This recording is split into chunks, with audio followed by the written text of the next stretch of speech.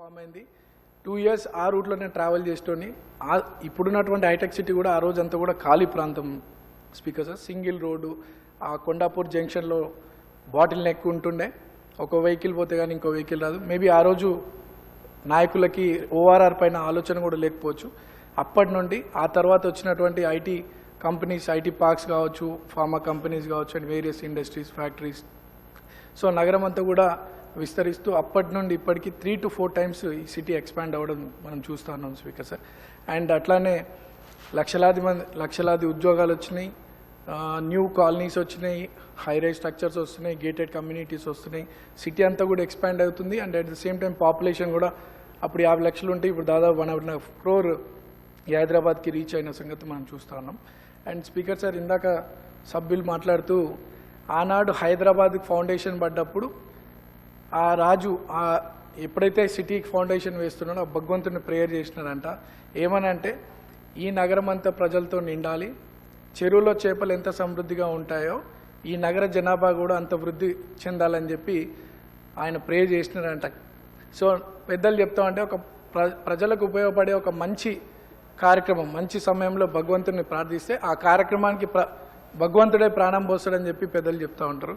Maybe ఆయన ప్రార్థనలు కావచ్చు, మన హైదరాబాద్కు ఉన్నటువంటి అట్మాస్ఫియర్ కావచ్చు, హైదరాబాద్కు ఉన్నటువంటి అడ్వాంటేజెస్ కావచ్చు, ఈ నగరం అంతా కూడా జన సముద్రంగా మారింది మనం అంతా చూస్తున్నాం స్పీకర్ సార్.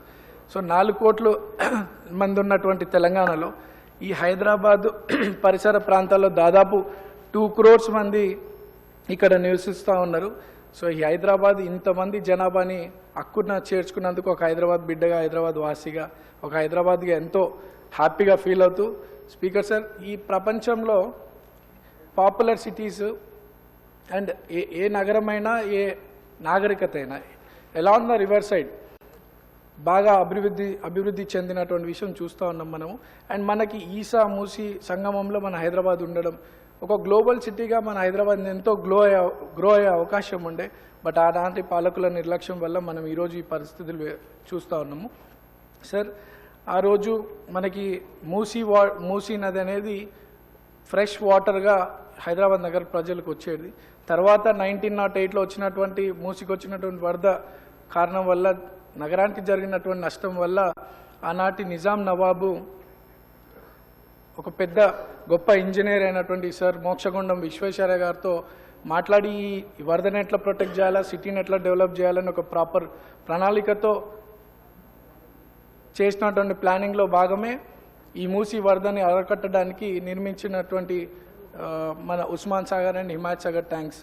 అదే సమయంలో రోడ్స్, డ్రైనేజ్ సిస్టమ్స్, నాలాస్ కూడా డెవలప్ అయినాయి.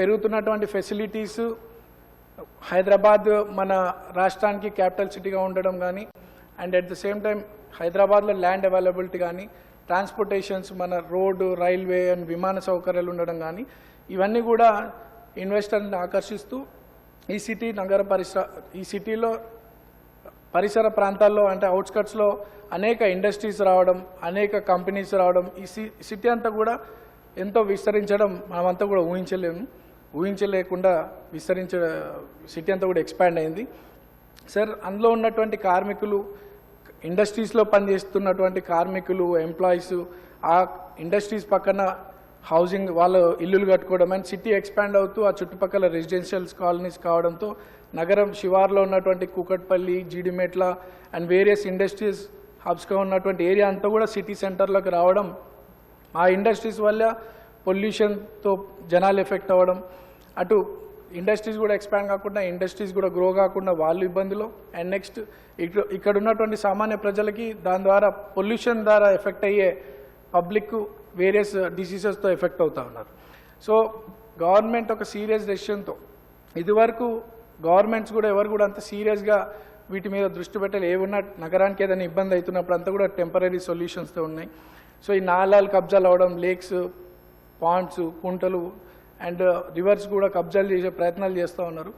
ఇవన్నిటి కూడా శాశ్వత పరిష్కారం జరగాలని, ఈ హైదరాబాద్ని పొల్యూషన్ ఫ్రీ సిటీగా చేయాలని, ఈ నదులు, ఈ మూసీ నదిని కూడా మళ్ళీ దానికి పునర్జీవనం పోయాలని ఒక సీరియస్ ఆలోచనతో గౌరవ ముఖ్యమంత్రి రేవంత్ రెడ్డి గారు ఈ రెండు, అంటే మూసీ పునర్జీవనం అండ్ సేమ్ టైం హెల్త్ పాలసీని తీసుకురావడం అనేది గొప్ప నిర్ణయం స్పీకర్ సార్. అండ్ ఈ హైదరాబాద్ గ్లోబల్ సిటీగా గ్రో కావాలంటే ఈ పొల్యూషన్ ఫ్రీ అనేది మ్యాండేటరీ. ఈరోజు స్టేట్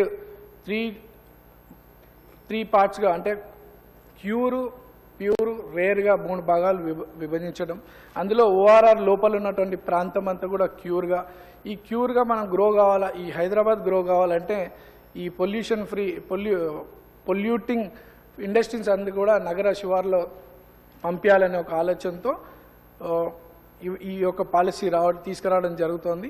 అండ్ మా గౌరవ మంత్రి వారిని అండ్ చీఫ్ మినిస్టర్ గారిని we appreciate for getting this policy. And ఇటువంటి పాలసీ తీసుకురావడం వల్ల ఆయా ఇండస్ట్రీస్ ఏవైతే షిఫ్ట్ అయిన తర్వాత ఆ ల్యాండ్స్ కన్వర్జన్స్ వల్ల అక్కడ హౌసింగ్ కమ్యూనిటీస్ రావచ్చు, ఎడ్యుకేషన్ హబ్స్ రావచ్చు, హాస్పిటల్స్ రావచ్చు. ఇందాక పెద్దలు మాట్లాడుతూ ఆ ల్యాండ్ కూడా ఏదైనా పొల్యూట్ అయి ఉండొచ్చు అంటే మూసినే పునర్జీవనంగా మనం రీస్ట్రక్చర్ చేస్తున్నప్పుడు వాటికి కూడా స్పెసిఫిక్ ప్రికాషన్స్ తీసుకుంటారు గవర్నమెంట్ డెఫినెట్గా. సో ఇటువంటి అన్నీ కూడా ఈ పాలసీని వెల్కమ్ చేయాలి అపోజిషన్ పార్టీస్ కూడా. అంటే హైదరాబాద్ సిటీ గ్లోబల్గా పెరగాలంటే ఒక పొల్యూషన్ ఫ్రీగా మనకు ఉండాల్సినటువంటి అవసరం ఎంతో ఉంది. సో ఈ పాలసీ వల్ల అటు ఇండస్ట్రీలకి ఎటువంటి నష్టం లేదు అండ్ కామన్ మ్యాన్ కూడా ఎటువంటి నష్టం లేదు. కాబట్టి సార్ ఈ వేరే రాష్ట్రాలలో వేరే దేశాలలో కూడా ఈ పాలసీ వేరే నామ్స్తో ఉంది. అండ్ లండన్లో డాక్లాండ్ అనే ప్లేస్లో కూడా ఒకప్పుడు ఇండస్ట్రియల్ పోర్ట్గా ఉండే లోవర్ పెరైల్ ప్లేస్గా పిలువబడడం జరుగుతుంది బిసైడ్ బాంద్రా. సో ఇవన్నీ కూడా ఈరోజు మనం చేస్తున్నటువంటి ఈ పాలసీ రేపటి భవిష్యత్తు కోసం, రేపటి మన ప్రజల ఆరోగ్యము, హైదరాబాద్